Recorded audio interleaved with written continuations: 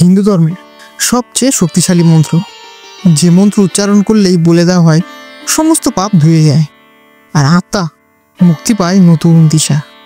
হ্যাঁ, আপনি ঠিক ধরেছেন, আমি বলছি গায়ত্রী মন্ত্রের কথা। কিন্তু এই মন্ত্র কিভাবে সৃষ্টি হয়েছিল জানেন? কে লিখেছিল, কেনই লিখেছিল, আর এর পিছনে গল্পটা আসলে কতটা ভয়ানক ও চাঞ্চল্যকর সে কি আপনি জানেন? তাহলে চলুন শুরু করি গল্পটা।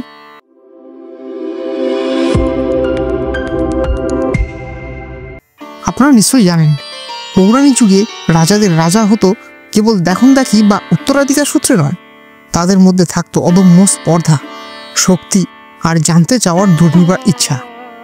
রাজা কৌশিক ছিলেন এমনই এক রাজা। তিনি ছিলেন রাজা গাভীর পুত্র।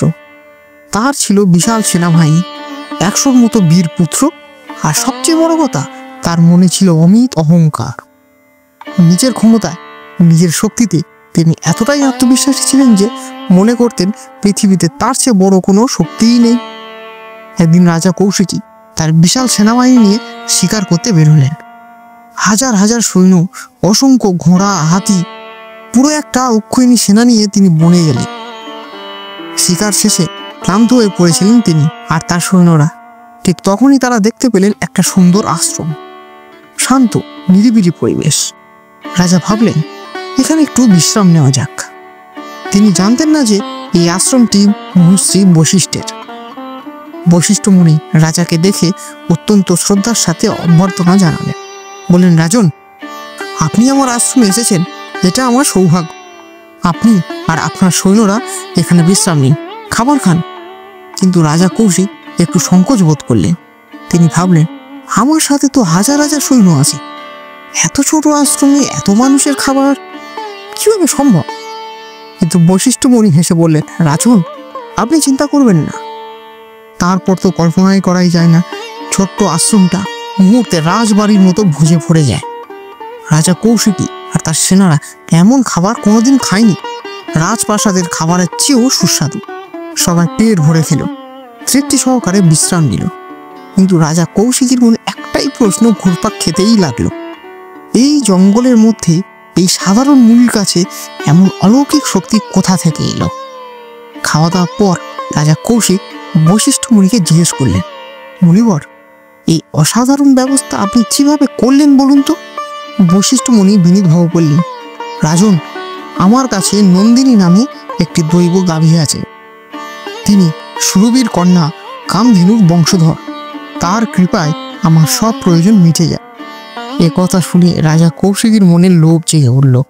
তিনি ভাবলেন, আরে, এমন একটা গাভী যদি আমার থাকতো, তাহলে যুদ্ধের সময় কখনো খাবারের অভাব হতো না, আর আমার সেনাবাহিনী কখনো দুর্বল হতো না।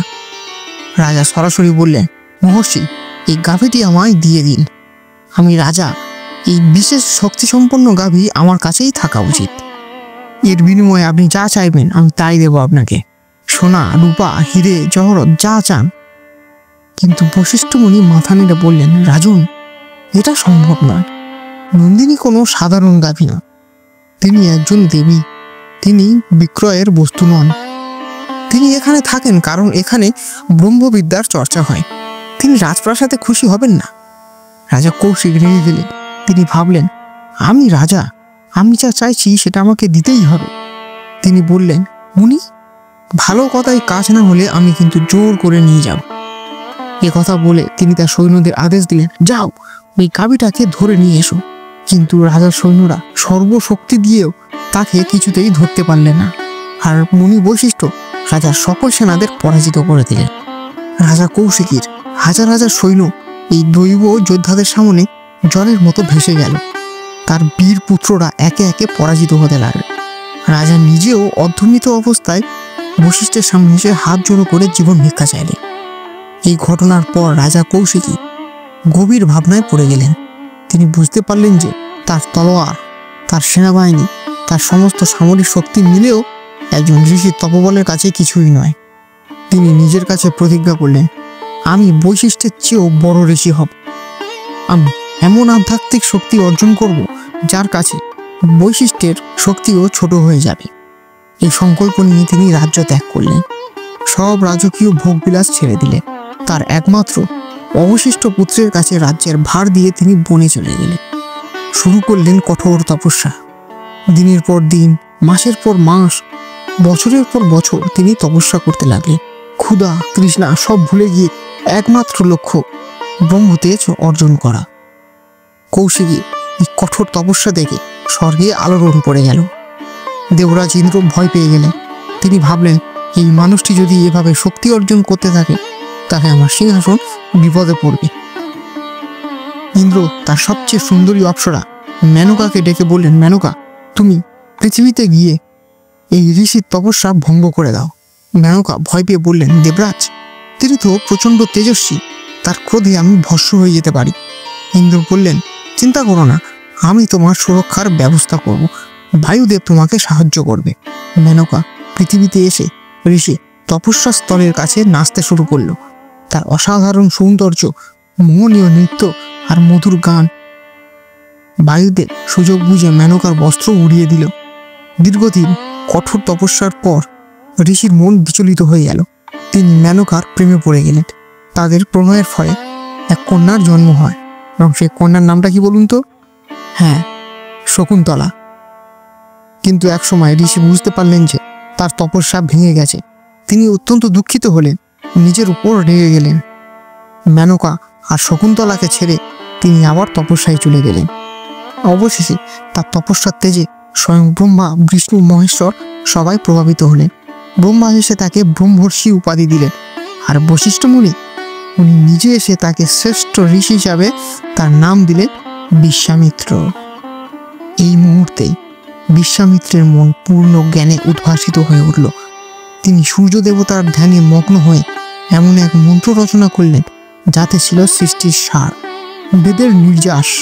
সেই মন্ত্রটি ছিল, হ্যাঁ, এই গায়ত্রী মন্ত্র, ওম ভূ ভুবস্য তৎসবিতুর বরেণ্যা ভর্গদেবস্য ধীমহি ধিয়ো ইয়ো ন প্রচোদয়াৎ।